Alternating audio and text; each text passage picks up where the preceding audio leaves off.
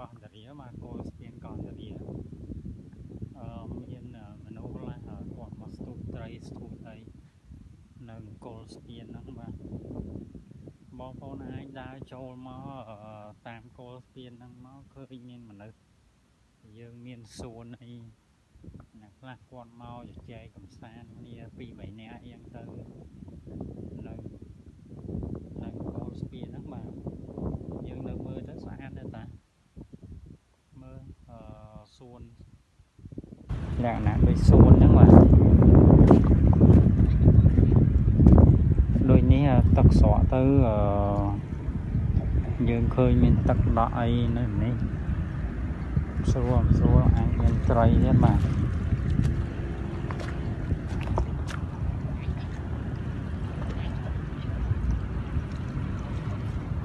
nên dương mời tới khơi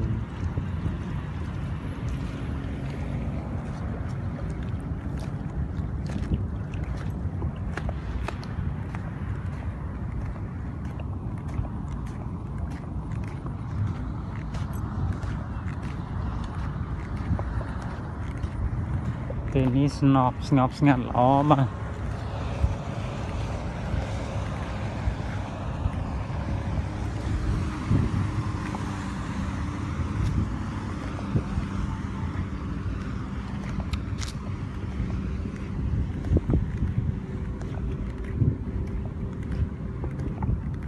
này lại này hai xuân sang snai ghé mà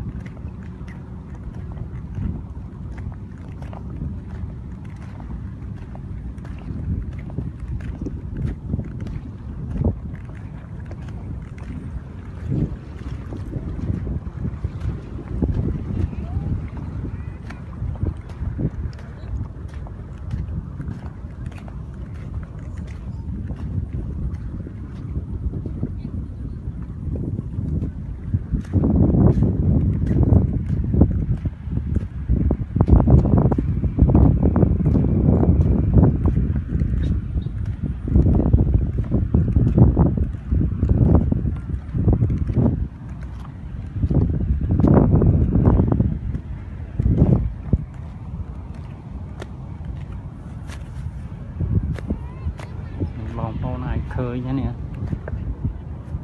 này xe hàng xuồng sang snai của ban xuồng mật việt của ban khơi mà nó quạt màu lên chum mấy bạn